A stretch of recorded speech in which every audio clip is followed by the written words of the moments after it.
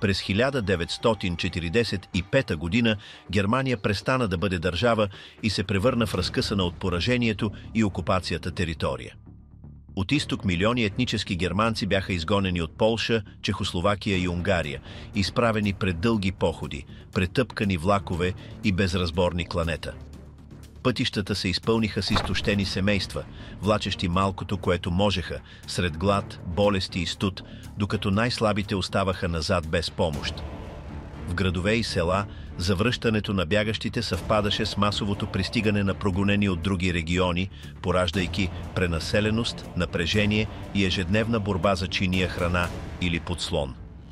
Държавната структура беше изчезнала, а с нея и всяка стабилна форма на организация, оставяйки общностите без защита и основни услуги. Улиците останаха на милостта на банди, лични отмъщения и грабежи. Формалната търговия бе заменена от бартери и импровизирани пазари, където дрехи, дърва или инструменти се разменяха за хляб или лекарства. Животът протичаше сред руини и институционална празнота, в среда, в която правилата се бяха разтворили и оцеляването беше единственият възможен ред. Какво оставаше за губене?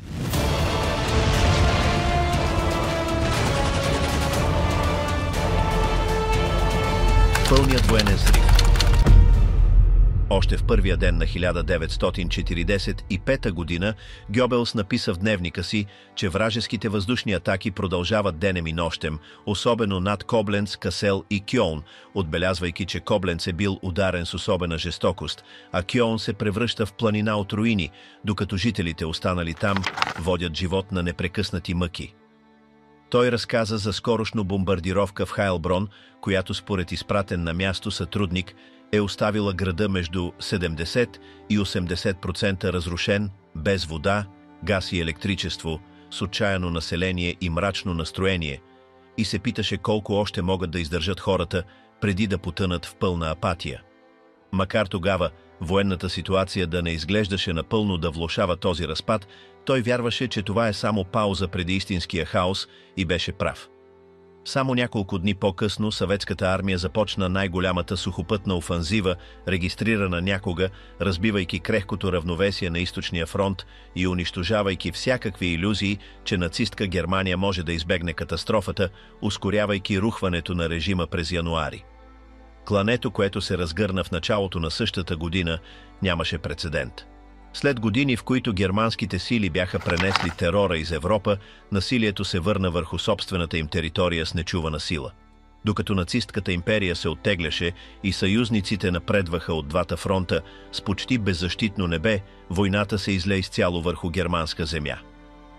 Последните месеци бяха най-кървавите. Само през януари, когато съветите настъпиха от Висла до Одра за броени седмици, загинаха повече от 450 000 германски войници, число, което далеч надвишаваше общите загуби на американци и британци за цялата война.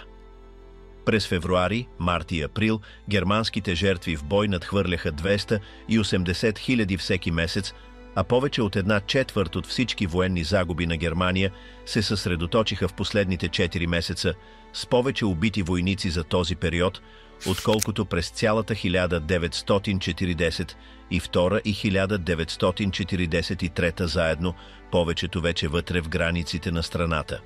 Съюзническите загуби, особено съветските, бяха още по-големи. В битката за Берлин, която продължи 3 седмици, Червената армия понесе повече от 300 000 жертви, а се изчислява, че само през първия месец на годината загинаха повече от 1 милион души. Междувременно, милиони германци бягаха от съветското настъпление, мнозина без да преживеят суровата зима, а съюзническите бомбардировки достигнаха своя връх, защото с бездействената противовъздушна отбрана и цялата територия в обсег се хвърляха повече бомби от всякога. Самолети, летящи ниско, можеха свободно да атакуват и войници, и цивилни, а в зоните, които все още контролираше режимът, самите германски сили прилагаха крайни мерки срещу населението и чуждите работници, за да поддържат ред, да потиснат пораженчеството и да предотвратят всякакъв опит за предаване, повтаряйки методите от срива през 1918 година. Германия остана в капан на водовъртеж от пълно разрушение. Случилото се след януари не беше просто продължение на страданието от 1944 година, а скок в интензивността и формата. Макар че Германия все още воюваше, вече не го правеше с надежда за съпротива или постигане на споразумение и превъзхождана по численост и въоръжение, Вермахтът се сражаваше без да отчита попълнения или ресурси, продължавайки конфликта по инерция. Градовете понасяха това, което преди самите те бяха налагали – евакуации, бомбардировки, улични боеве и окупация, докато военният капацитет намаляваше на всички фронтове, отбранителните линии отстъпваха, територията се раздробяваше и частите оставаха изолирани в битки без стратегически смисъл. Въпреки това, в началото на годината някои вярваха, че може да се избегне най-лошото. Германия поддържаше близо 7 милиона активни войници и макар че контролираната територия намаляваше, все още задържаше голяма част от страната и други окупирани области. На запад Арденската офанзива беше пропаднала, но съюзниците не бяха преминали Рейн. На изток съветите оставаха спрени на Висла, а германците запазваха значителна част от Полша, дори постигайки тактически победи на фронт от 900 км. В морето флотът продължаваше да е действащ и за разлика от 1918 година екипажите му запазваха дисциплина, което накара Дьониц да увери Хитлер, че военноморските сили са пълна противоположност на тези от предишната война. От десанта в Нормандия и съветската офанзива през юни германските сили бяха претърпели огромни загуби. Франция бе освободена от съюзниците, а около 30 дивизии бяха хванати в капан в Курландия и Мемел, снабдявани само по море, но нацистката армия всичко още организираше защити и поддържаше линии. Затова дори след провала в Ардените, лидери като Райнхард Гелен, шеф на разузнаването на източния фронт, предлагаха подсилване с 20 или 30 дивизии, за да се контраатакува и принуди Сталин на преговори, макар че тези идеи нямаха реална основа. На 1 януари дивизии на Waffen-СС започнаха в Унгария офанзива, наредена от Хитлер, за да освободят Будапеща, обкръжена от врага, и да осигурят жизнено важни нефтени кладенци. Хитлер настояваше, че без този ресурс е невъзможно да се продължи. И въпреки че усилието беше лишено от смисъл, бяха изпратени допълнителни войски. Сраженията продължиха до март и Сталин ги описа като едни от най-тежките във войната. Резултатът беше подобен на този в Ардените. Вермахтът все още можеше да нанася поражения, но не и да промени изхода, а офанзивата само ускори краха. През януари все още изглеждаше, че войната се води предимно извън Германия. Макар че някои зони вече бяха окупирани и няколко града разрушени, повечето битки се развиваха на чужда територия, както бе станало през 1918 или във Френско-пруската война. Но през 1945 година тази ситуация се промени рязко. Заключителната фаза се определяше от дисбаланса между съюзническата мощ и германското изтощение. Вермахтът запази вътрешната си структура почти до края, но прибягваше до самоубийствени тактики. 17-годишни младежи, изпратени на фронта без подготовка. Последните резерви похарчени за безсмислена отбрана и командни решения, които осъждаха на гибел еднакво войници и цивилни, без съпротива от върха в стратегия, лишена от всякаква военна логика. Фанатизмът на режима се проявяваше и в опитите му да мобилизира населението. Срещу предстоящата инвазия всички мъже между 16 и 60 години бяха призовавани в Фолксштурм, въоръжена народна милиция, представена като героична защита, вдъхновена от борбата през 1813 година срещу Наполеон. В реч Химлер обещаваше, че всеки километър ще струва реки от кръв, уверявайки, че села, градове и гори ще бъдат защитавани от младежи, старци и ако се наложи от жени, а партизани ще действат зад вражеските линии. Това беше образът на края, който режимът предаваше подсилен от последното послание на Хитлер, в което той уверяваше, че няма да се повтори случилото се през 1918 и че съпротивата ще продължи, докато врагът бъде сломен. Неконтролирано насилие в германските градове. В импровизираните съдилища беше достатъчно едно анонимно обвинение, а затворите бяха пълни с хора, арестувани за това, че слушат чужди радиостанции, че се оплакват от дажбите или че не показват достатъчно ентусиазъм към войната, като много от тези затворници бяха убивани преди съюзниците да пристигнат. Линчовете ставаха все по-чести сред атмосферата на параноя, а съседите не се доверяваха един на друг. Имаше такива, които донасяха запознати, обвинявайки ги, че крадат храна или говорят срещу Хитлер, а някои граждани организираха местни патрули, за да наблюдават улиците, да проверяват документи и да наказват онези, които избягваха разпоредбите на гражданската отбрана. В градове близо до фронта публичните побоища се превръщаха в зрелище. Жени, разговарящи с вражески войници, бяха бичувани. Търговци, обвинени в укриване на стоки, бяха бити, а деца бяха нападани заради кражба на хляб. Объркването и страхът създаваха атмосфера, в която всеки знак на слабост можеше да струва живота.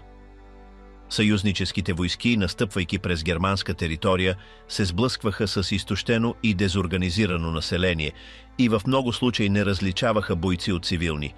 Имаше сведения за престрелки в села без съпротива, а при влизане в разрушени градове някои части откриваха огън при най-малкото съмнение. В други райони вакуумът след германското изтегляне благоприятстваше грабежи и отмъщения, а някои войници действаха на собствена инициатива. Докладвани бяха екзекуции без съд и насилие над невъоръжени жители, а в някои селища цивилните бяха събирани на сила, за да присъстват на наказания или да предават личните си вещи. Масовите арести се превърнаха в обичайна гледка, като задържаха всеки, който носеше униформа, значки, партийни документи или беше работил в служби на режима. Условията в центровете за задържане бяха оскъдни, с недостиг на храна, легла и медицински грижи. Много затворници прекарваха седмици без външен контакт, а обвиненията бяха неясни. От принадлежност към национал-социалистически организации до подозрение в сътрудничество или директно отмъщение. В импровизираните лагери бяха натъпкани както тийнейджери, рекрутирани във Фолксштурм, така и възрастни хора, служили като местни чиновници, а понякога войските унищожаваха цели жилища като колективно наказание. Имаше и случаи, когато бивши затворници, освободени от съюзниците, включително оцелели от лагери, взимаха ответни мерки, нападайки заловени надзиратели или граждани, участвали в репресивната система. Макар че много от тези действия не бяха организирани, те отразяваха пълния колапс на всякакви правни норми, а в редица райони властта зависеше изцяло от силата. Който държеше оръжие, командваше.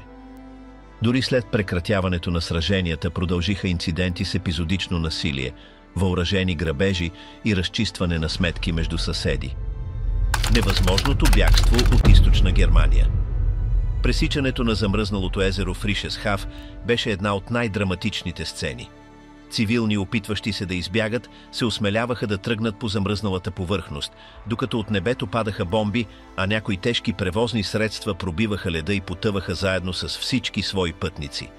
Други бяха поразявани от артилерийски огън, оставяйки трупове и останки пръснати върху леда. Сред мъртвите имаше деца, възрастни и бременни жени, без никаква защита. Отчаянието караше мнозина да рискуват по нестабилни маршрути, защото единствената алтернатива беше да останат назад и да се изправят пред несигурна съдба. Евакуационните влакове също не предлагаха сигурност. Малкото налични бяха претъпкани с хора, които висяха от стъпалата, с вагони пълни до краен предел и без отопление. Мнозина умираха по време на пътуването, задушени или измръзнали. В много райони релсите бяха бомбардирани и конвоите спираха по средата на пътя, принуждавайки пътниците да продължат пеша, носейки деца и вещи през снега. Сцените на майки, вървящи боси с деца в ръце, се повтаряха през цялата зима. Липсата на подслон беше друг сериозен проблем. Църкви, хамбари и изоставени къщи бяха заемани от групи семейства без никаква организация, а болестите се разпространяваха бързо в тези затворени и нехигиенични пространства. Дизентерията, тифът и коремният тиф причиняваха хиляди смъртни случаи. Без лекарства, без лекари, без одеяла и храна, най-слабите не издържаха повече от няколко дни. В някои села труповете се трупаха без да има време или средства за погребение, а полетата оставаха усеяни с замръзнали тела. В тази ситуация насилието беше постоянно. Имаше грабежи, нападения, линчове и импровизирани екзекуции по пътищата. Хора, посочени като сътрудници на нацисткия режим, бяха нападани без съд и доказателства, а сблъсъци възникваха и между самите цивилни, когато ресурсите не достигаха. Някои бягаха с животни, което предизвикваше нападения от други, търсещи месо за храна. Керваните от хора в бягство бяха уязвими на всяка атака, тъй като повечето се движеха без охрана и защита. Местните власти, претоварени, престанаха да дават смислени нареждания. Някои ръководители на партията избягаха преди собствените си съседи, а други се опитаха да наложат дисциплина без средства да го постигнат. В много случаи германските войници, които все още се съпротивляваха, бяха тези, които поддържаха минимален ред, но тяхната приоритетна задача беше да спрат врага, а не да защитят цивилното население. Когато подразделенията се оттегляха, оставяха хората изоставени. Пропагандата на режима също се провали. Тя беше уверявала, че армията ще защитава тези региони до край, което накара много семейства да не напуснат на време. Пристигането на съветските войски ускори колапса. Селата бяха завладявани едно след друго, а разказите на оцелелите описват сцени на насилие, претърсвания, пожари и изчезвания. Свидетели разказаха как жени били изкарвани на сила от скривалищата си и отвеждани в къщи, заети от войници. Малкото църкви, които бяха останали изправени, служеха като временен подслон, но защитата беше ограничена. В селските райони много семейства се укриваха в горите, където студът и липсата на храна ги погубваха един по един. Безредицата при бягството също доведе до загуба на документи и записи. Цели семейства изчезваха, без да остане следа за тяхната съдба, а много деца оставаха сами, след като губеха родителите си по пътя. Някои бяха приютявани от непознати, други никога не бяха идентифицирани. В следващите месеци съюзническите власти се опитаха да възстановят преброяване, но хиляди оставаха в неизвестност. Списъците на изчезналите бяха непълни, някои бяха записвани като мъртви без потвърждение, докато други се появяваха отново години по-късно в различни части на страната или в лагери за разселени лица. В Силезия основните пътища бяха пренаселени. Колоните от хора се проточваха за километри и се получаваха задръствания при достъпите до мостове и тунели. Някои се опитваха да преминат през блатисти райони и оставаха заседнали, конете не можеха да напреднат, а колите се блокираха. Тези, които имаха велосипеди или импровизирани колички, успяваха да се движат малко по-бързо, но все още бяха изложени на въздушни атаки. Пътните знаци бяха изкоренявани или променяни, дезориентирайки тези, които не познаваха терена. Повечето бягащи бяха жени, деца и възрастни хора, тъй като младите мъже бяха на фронта или вече бяха загинали. Липсата на възрастни, способни да организират придвижването, довеждаше до вземане на много решения хаотично. Майките бяха принудени да избират между това да носят малко дете или да вземат малко храна. В повече от един случай болни роднини бяха изоставени, за да могат да продължат.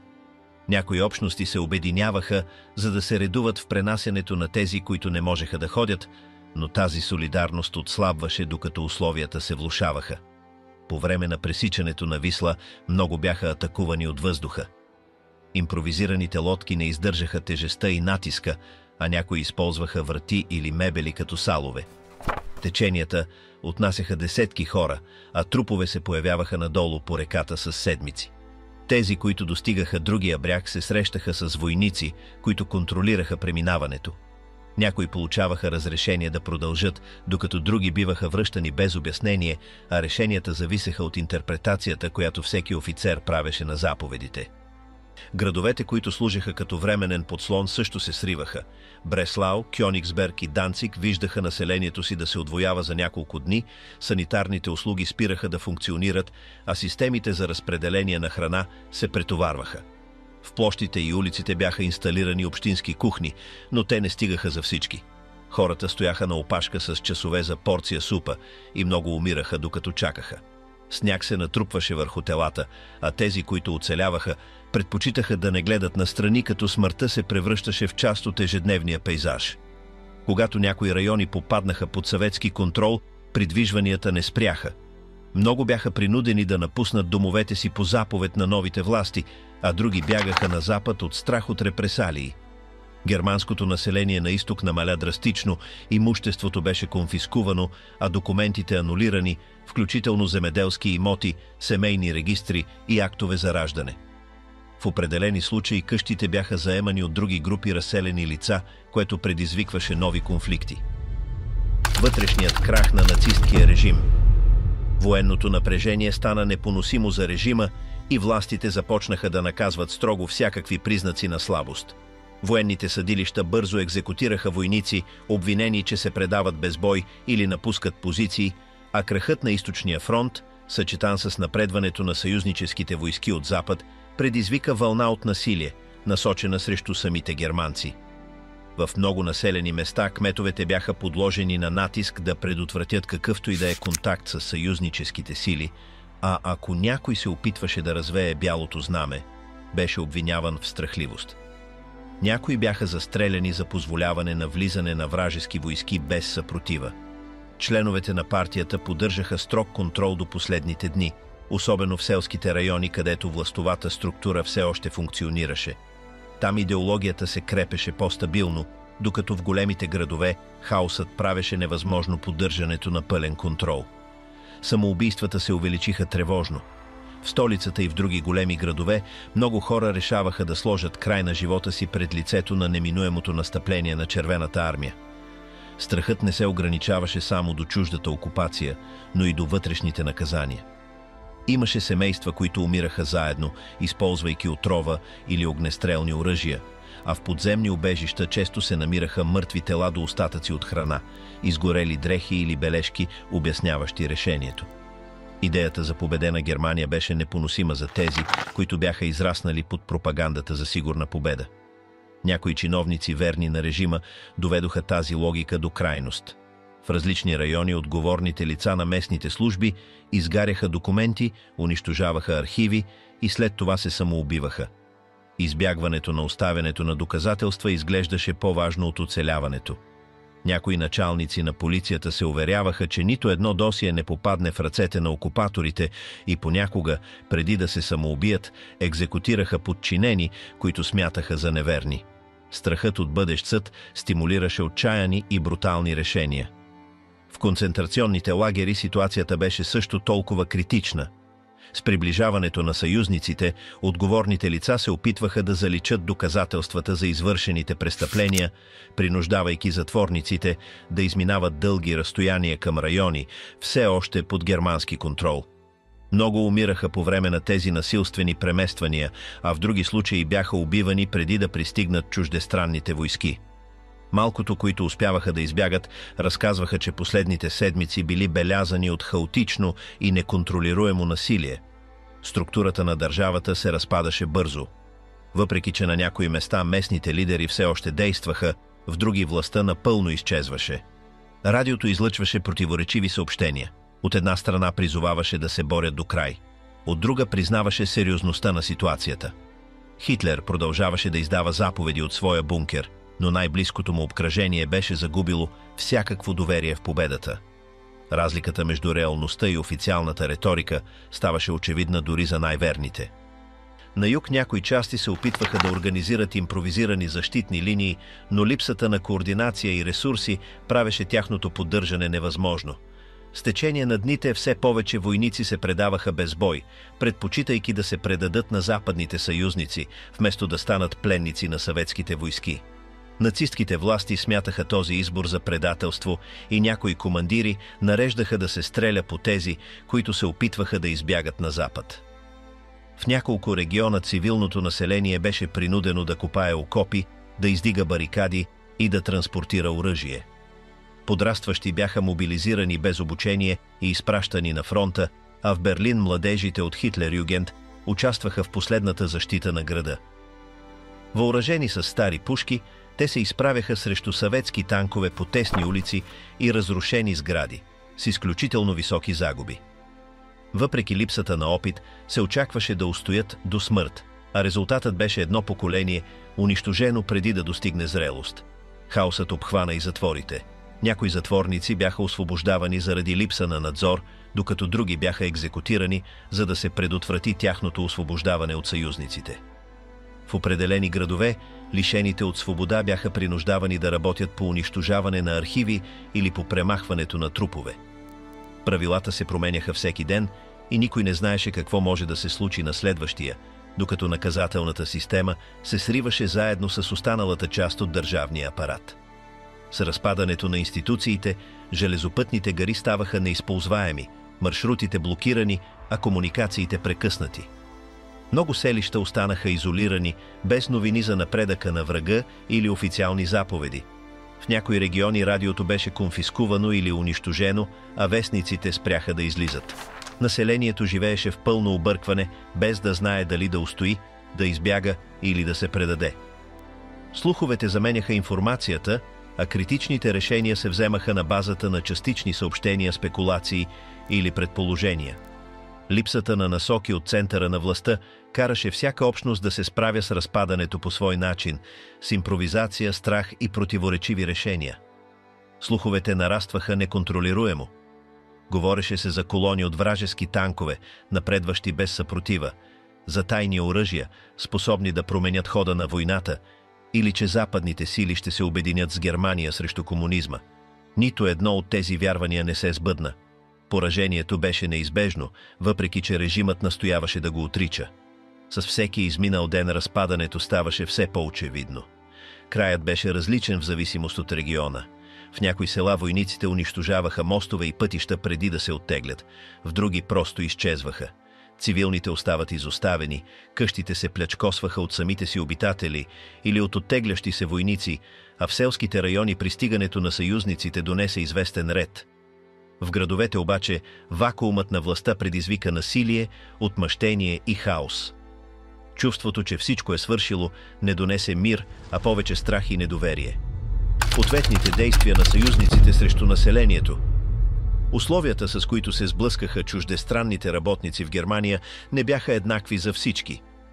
Въпреки че французите не претърпяха същото отношение като съветските граждани, те също носеха спомена за години под нацистко владичество, с прояви на арогантност, злоупотреби и насилие, и сега, интегрирани във военните окупационни сили, имаха възможност да уреждат сметки.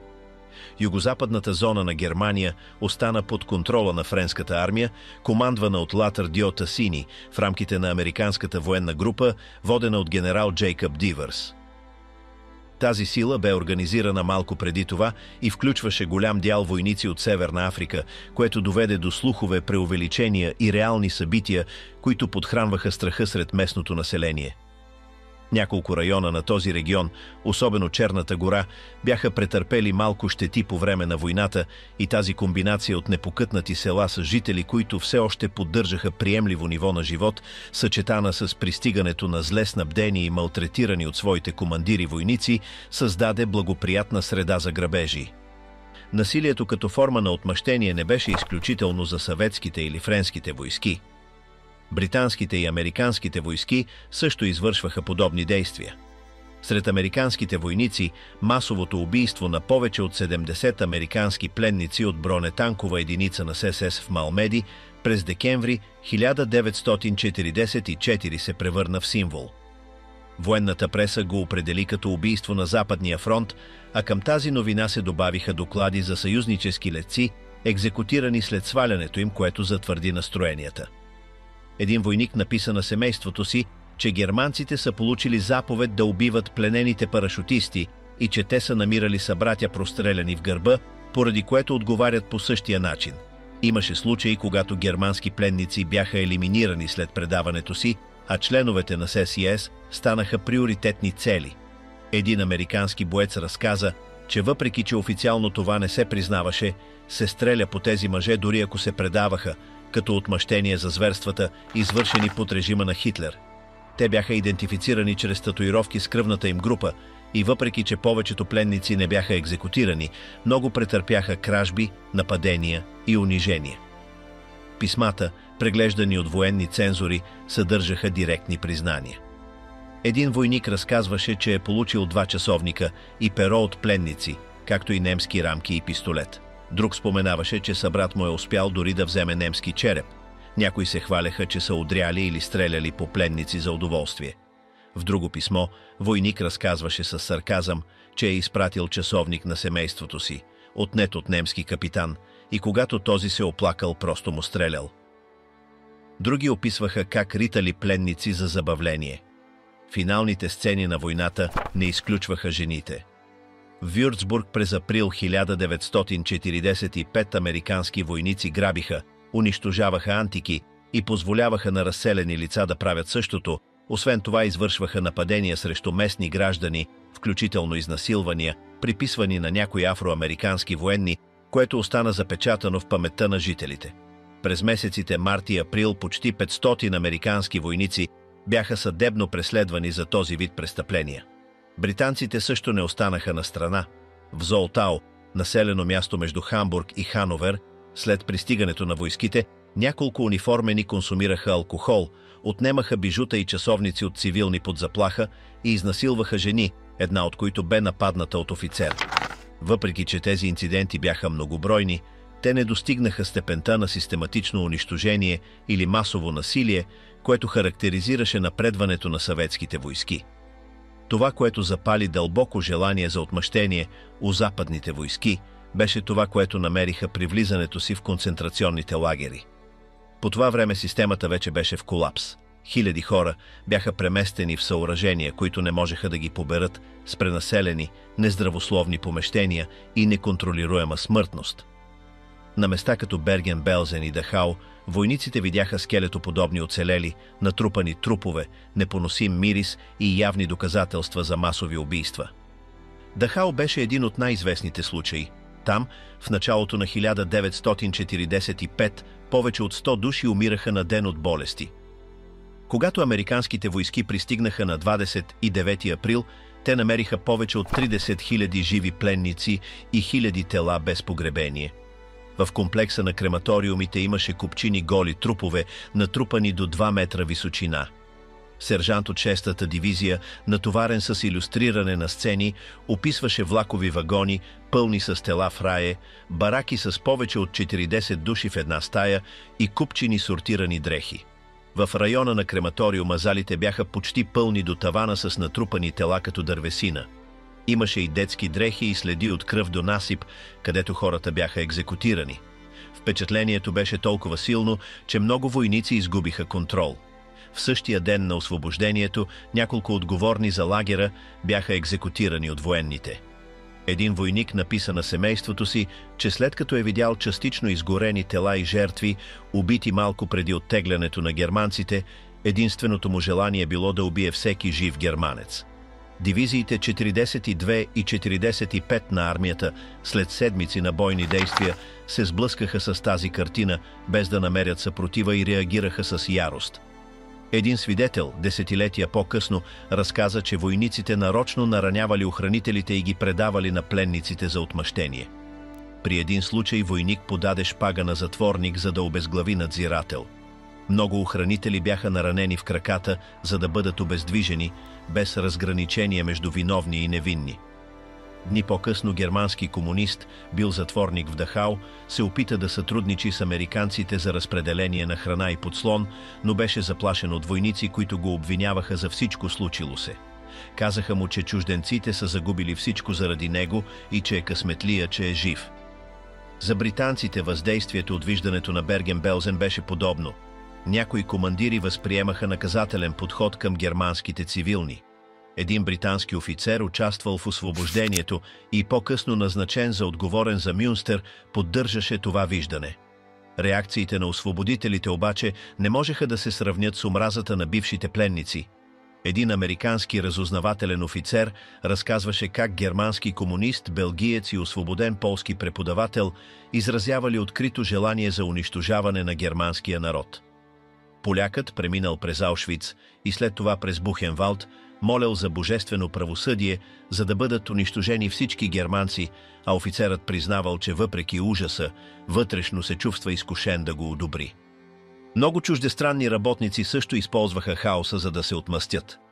В наскоро окупираните градове беше обичайно вечерният час да се налага само на германците, докато поляци и украинци грабеха магазини.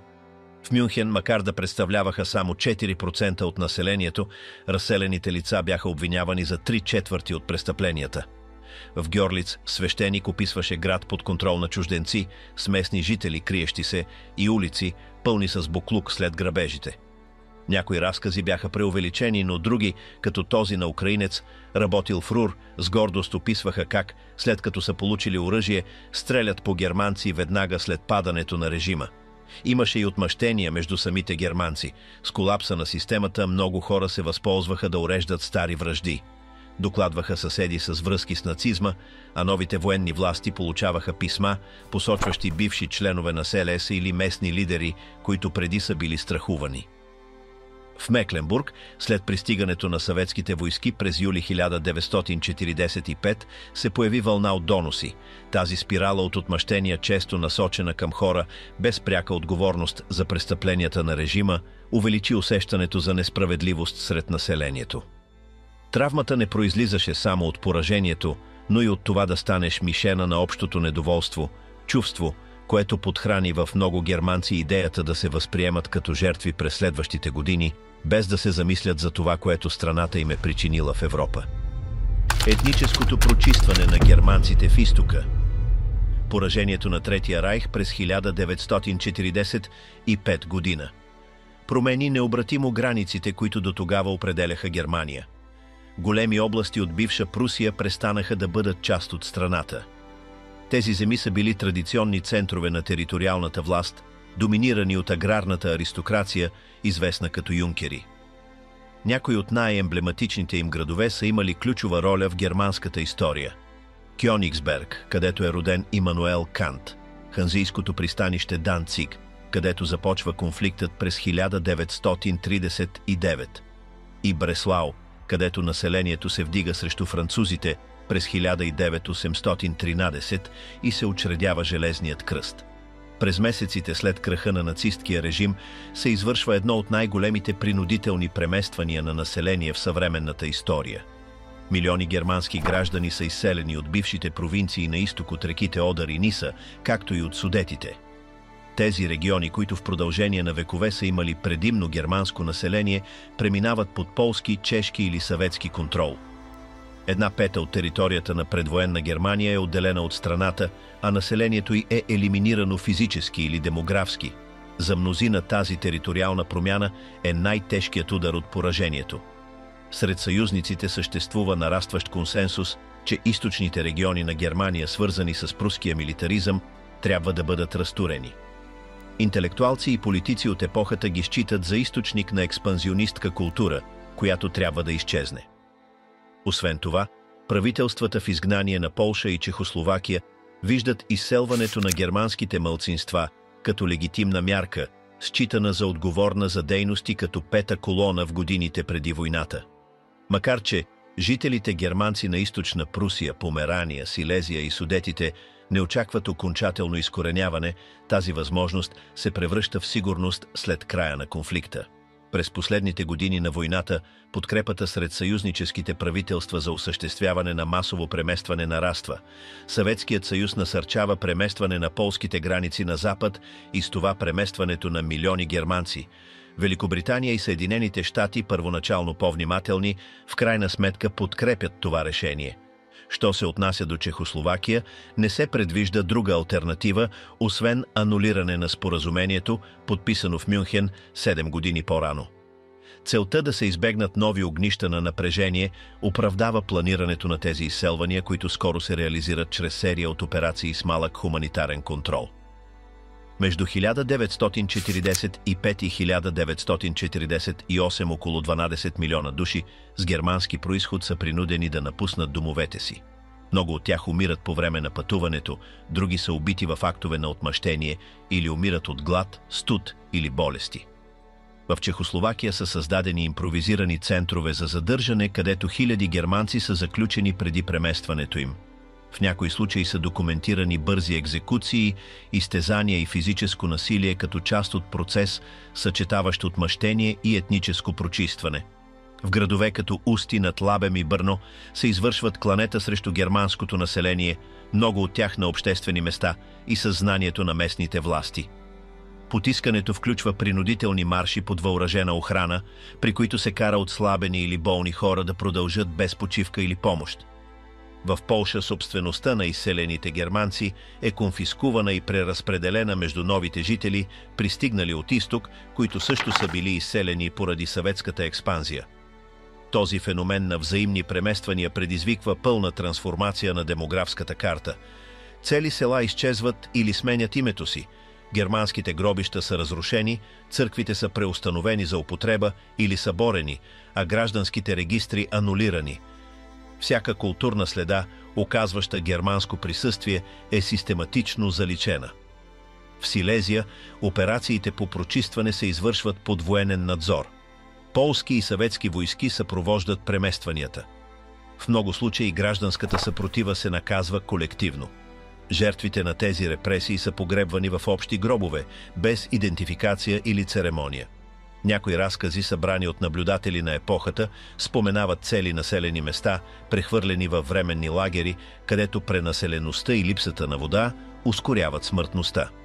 Точните цифри на загиналите по време на този процес все още се изследват, но най-предпазливите оценки говорят за поне 500 000 убити, като някои изчисления надхвърлят 1 милион. Повечето жертви са били цивилни, които не са участвали във войната, нито в администрацията на нацисткия режим. Логиката на колективна вина, наложена от победителите, премахна всяко различие между бойци и обикновено население. Психологическото и социалното въздействие на тези изселвания се отрази в разпадането на общности и в разрив на семейните връзки. Много деца бяха отделени от родителите си, а в много случаи осиновени от местни семейства, без възможност за събиране с биологичните си родители. Хуманитарните организации имаха ограничен достъп и в някои случаи им бе забранено да действат в най-засегнатите райони. Червеният кръст успя да документира някои крайни случаи, но голяма част от процеса остана извън официалните регистри. Въпреки мащаба на събитието, международните съдилища не осъдиха тези действия като престъпления срещу човечеството. Доминиращата следвоенна нарация поставяше приоритет върху възстановяването и избягваше да открие дебат за легитимността на тези действия. В разделена Германия, която възникна след войната, темата беше потулена десетилетия наред както в изтока, така и в запада. Само с обединението започнаха да се появяват по-подробни изследвания за случилото се. Загубата на изтока не беше само териториална. Тя означаваше също физическото премахване на значителна част от германското население, което обитавало отвъд новите граници. Това, което бе представено като необходима корекция за бъдещ мир, всъщност беше едно от най-големите етнически прочиствания на 20 век. Чрез препълнени влакове, пътища, покрити с тела и празни села, които никога не бяха повторно населени от оригиналните си жители, изтокът изчезна от германската карта, без да остави място за завръщане. Счупени животи след насилственото изселване. Изчезването на Райха превърна милиони хора в разселени без земя, без покрив и без имущество, принудени да се разпръснат по непознати територии в търсене на място за заселване, докато безредицата и недостигът се разпространяваха във всички посоки. Не бяха само тези, които бягаха от настъплението на Червената армия, а цели общности, изгонени от източните региони, които сега бяха под чужд контрол. В села и градове на запад, железопътни гари и селски пътища се изпълниха с колони от каруци, импровизирани багажни купчини и изтощени лица. Жени с малки деца, недохранени старци и ранени мъже се придвижваха без да знаят на къде отиват. Някои спяха в изоставени обори, други под разкъсани одеяла на открито. Повечето носеха само това, което можеха да пренесат. Заразните болести се разпространяваха бързо, а достъпът до медицинска помощ беше почти нулев. В много селски райони местните власти не успяваха да се справят с постоянния поток на новопристигнали. Съществуващите регистри се препълваха за седмици. Болниците, временните приюти и центровете за помощ не можеха да се справят, а малки общини бяха принудени да приемат хиляди хора с почти никакви ресурси за собствените си съседи. Някои села удвоиха населението си за няколко дни. Училищата се превърнаха във временни настанителни пунктове, а обществени сгради бяха приспособени като импровизирани трапезарии. Новопристигналите бяха наричани бежанци, макар много от тях все още да бяха граждани на Райха, изселени от загубени региони. Често бяха посрещани с недоверие, обвинявани, че увеличават напрежението върху оскъдната храна или че заемат жилища без разрешение. Недоверието към чужденците нарастваше, подхранвано от постоянната напрегнатост и натрупаното възмущение след години война и лишения. Културните различия засилваха отхвърлянето. Макар да говореха немски, акцентът, обичаите и облеклото издаваха техния произход. В някои населени места те бяха концентрирани в отделни зони, отделени от общностния живот, докато слуховете за тяхното потекло и поведение циркулираха неконтролируемо. Някои бяха свързвани с бившия режим, което задълбочаваше тяхната изолация. Гладът се превърна в ежедневен враг. На много места разпределението на храната беше недостатъчно, за да покрие минималните нужди. Намалени дажби, изсъхнал хляб и воднисти супи бяха единствената препитание. Деца с подути от недохранване коремчета вървяха по пътищата, докато майките им чакаха с часове на опашка с надеждата да получат нещо. Неформалните пазари се увеличаваха, а малкото останали ценни вещи се разменяха за храна. По периферията на градовете започнаха да се изграждат импровизирани селища, дървени къщи, колиби от рециклирани материали и заслони покрити с тенти формираха нови покрайнини. Там, без структура и услуги, се опитваха да възстановят рутина. Някои организираха неофициални училища, други създаваха точки за съседска помощ и се формираха спонтанни мрежи за сътрудничество за раздаване на дърва за огрев, общо готвене или грижа за болните. Правният статус на разселените беше несигурен. Много от тях нямаха документи, а съюзническата администрация нямаше определена политика относно техния статус. Някои се опитваха да се регистрират като местни граждани, но се сблъскваха с бюрократични пречки или отхвърляне. Окупационните власти третираха въпроса неравномерно. В някои райони се предлагаше минимална защита, докато в други проблемът се игнорираше. Липсата на общ протокол увеличаваше несигурността. Хората, които бяха изгонени от изтока, обикновено притежаваха имоти, бизнеси или стабилни работни места. Загубата не беше само материална, но и идентичностна. Да живееш като чужденец в собствената си страна създаваше чувство на разрив, трудно за асимилиране. Свидетелства от онова време отразяват объркването пред живот, който сякаш беше изтрит от един ден за друг.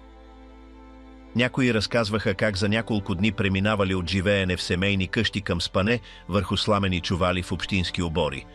Емоционалното въздействие не винаги беше незабавно, но оставяше дълбоки следи.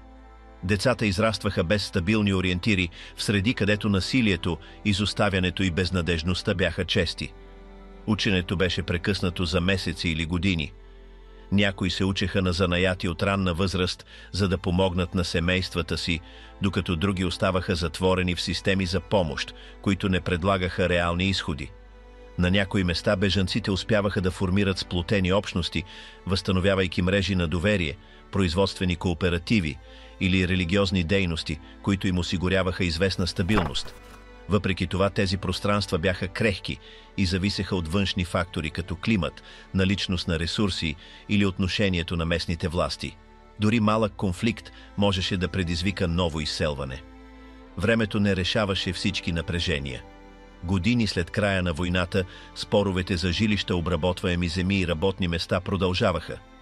В някои села сблъсъците прерастваха в физическо насилие или умишлени пожари. Официалните институции рядко се намесваха ефективно. Въпреки всичко, повечето разселени се адаптираха, намериха начини да оцелеят, да се интегрират постепенно или поне да преживяват с достоинство. Демографските регистри показват, че с времето много от тях се установиха окончателно в новите си среди. Някои възстановиха занаяти, други се включиха в индустриалните мрежи, които започваха да се възстановяват. Децата израснаха като част от поколение, което не познаваше предишния живот, но наследи тежестта на отчуждението. Това, което остана, беше общество, белязано от загуба, но също така и от тихата устойчивост. Войната беше свършила, но сенките й все още присъстваха по прашните пътища, в заглушените гласове, които разказваха за това, което беше, и в лагерите, които все още съществуваха на ръба на паметта. Тотален хаос след капитулацията. През години германците се идентифицираха с идеята за структура и дисциплина, но през 1945 реалността бе доминирана от объркване. насилието в края на войната, падането на институциите, разрушаването на градовете, неконтролируемото движение на разселени лица и масовото присъствие на чуждестранни войски напълно промениха ежедневния живот. Традиционните семейни динамики се разпаднаха, социалните връзки отслабнаха и предишните норми за сексуално поведение бяха изместени на заден план. Престъпността нарасна неконтролируемо и много възрастни гледаха на младите като извън контрол. За голяма част от населението усещането беше за поражение, празнота и отчаяние. Свидетели от епохата описваха обстановка, в която нищо не предлагаше стабилност или сигурност, а най-силно допринасяше липсата на каквато и да е публична защита. Въпреки че германската полиция бе репресивен инструмент преди колапса, тя представляваше ориентир за власт, а с падането на режима дори това изчезна. Изчезването на всяка формална структура благоприятства разрастването на тайни мрежи, които започнаха да оперират извън всякаква власт. В селско-стопанските региони някои складове за зърно и общински хранилища бяха поети от въоръжени групи, които налагаха свои собствени правила и изискваха плащания в натура, за да позволят достъп. Основните пътища често бяха блокирани с импровизирани барикади, където неидентифицирани лица спираха пътниците, за да отнемат провизии, животни или инструменти. Докладвани са случаи, в които конвой с помощ бяха отклонявани напълно преди да достигнат целта си, а в определени населени места обменът на стоки се извършваше само чрез неформални контакти под постоянен надзор. Невъзможността да се обърнат към призната институция караше много семейства да крият вещите си под земята или да напускат домовете си през нощта, за да избегнат ограбване. Страхът не идваше от чужди армии, а от тези, които без униформа или официален пост си присвояваха функции за местен контрол. Фрагментацията на страната създаде малки кръгове на местна власт, а оцеляването все повече зависеше от пряката връзка с тези, които са поели командването в съответната зона. Децата останаха в особено тежко положение. Много от тях загубиха семействата си или бяха отделени от тях по време на преместванията и скитаха по улиците в търсене на храна или подслон. Някои бяха приети от други разселени или от състрадателни съседи, докато други бяха привлечени от банди, които ги използваха като наблюдатели или пратеници. Организациите за помощ се опитваха да предоставят подкрепа, но ресурсите им бяха минимални спрямо броя на нуждаещите се. Училищата оставаха затворени, учителите бяха мъртви или избягали, а учебните сгради се използваха като импровизирани общежития. Подрастващите, които растяха без достъп до насоки или образование, лесно попадаха в динамика на насилствено оцеляване, а кражбите, контрабандата или грубата сила се превръщаха в средства за препитание за част от това поколение. Несигурността се засилваше вечер. С настъпването на залеза много градове и села потъваха в тишина.